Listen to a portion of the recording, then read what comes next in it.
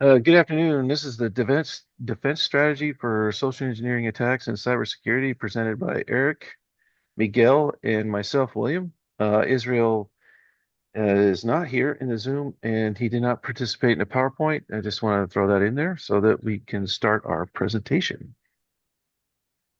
So I have support staff communication, and this right here is an important part of a social engineering attack. If you implement procedures and assign responsibilities correctly, the support staff can really get ahead of a social engineering attack. And I can explain this in a process map. Here we have a process map of a defense strategy for social engineering attack.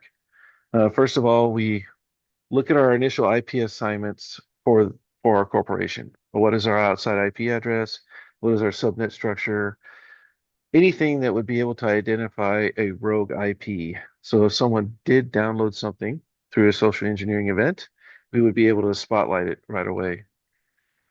In the IP classification category, it's broken down into four major components of protection: software innovation, your brand, and confidential information. I'll explain a little bit about each of these. So for software, if your company is developing software or has proprietary software developed for it, that needs to be protected. We need to know what those are and where they're at so that we can protect them. So if a social engineering event occurred and they stole our proprietary software process, if we don't have defenses in place, number one, if they try to reproduce it, we can sue them, or two, put it in a location where they can't get a hold of it. As far as innovation is concerned, we want to make sure that everything that we do is patented, that we do patent searches on those to make sure that everything that we're participating in a company is protected in every way possible when we're innovating.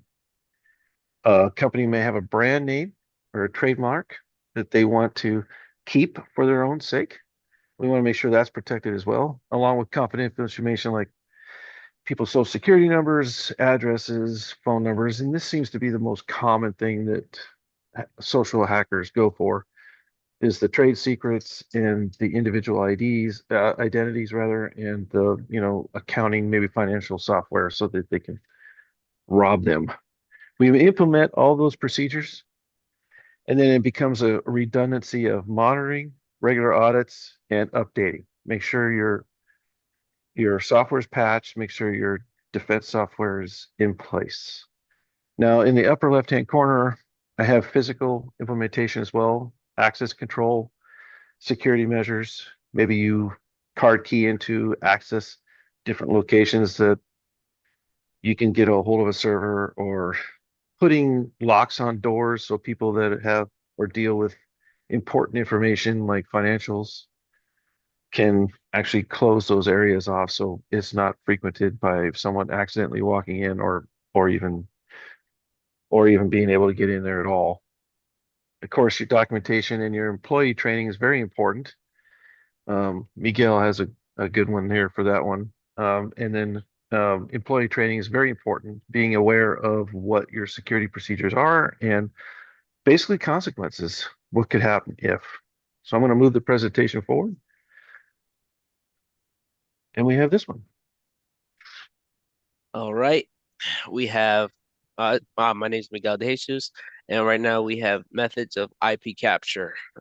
Eligibility requirements. Participants should have a basic understanding of cybersecurity concept. You want to get someone or people who have some type of experience in the field.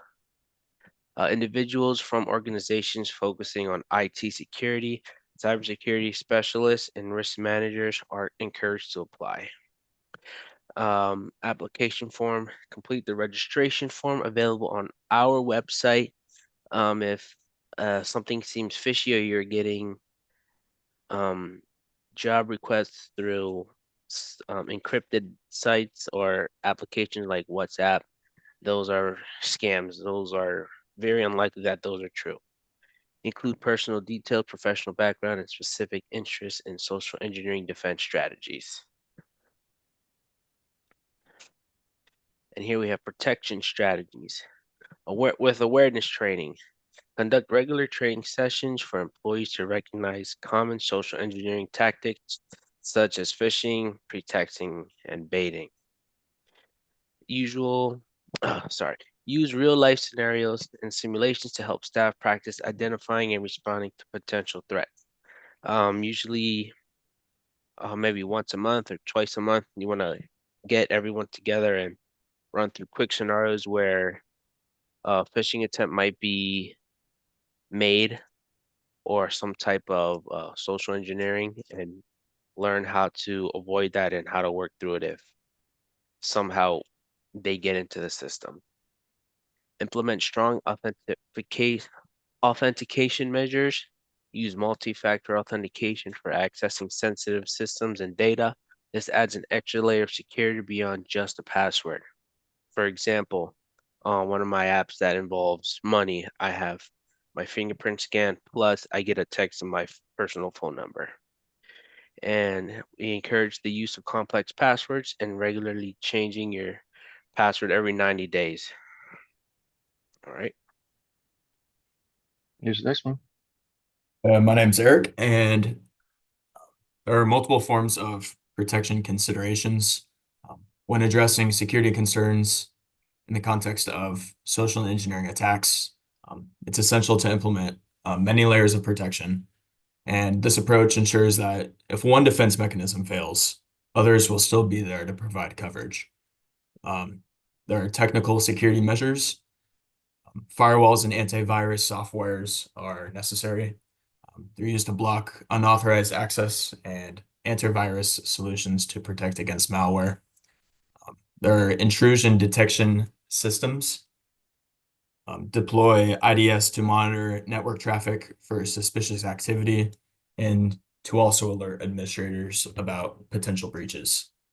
And there are role-based access control. These ensure users have only access to the information that's necessary for their roles, and conduct periodic reviews to ensure that permissions are updated and users are there without access removed.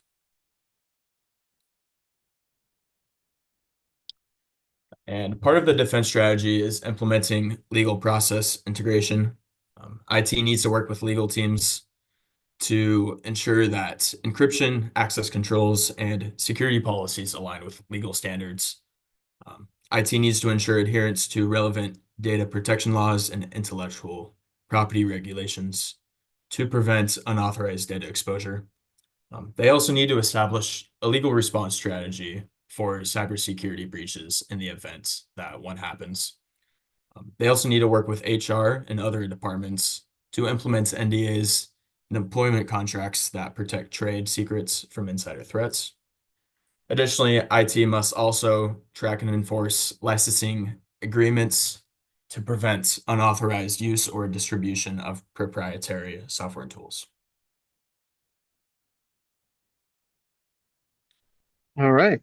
Well, thank you very much. This is our presentation as a whole. And again, Israel didn't participate, so just want to let you know William, Eric, and Miguel are the only three that are on this presentation. And we thank you very much.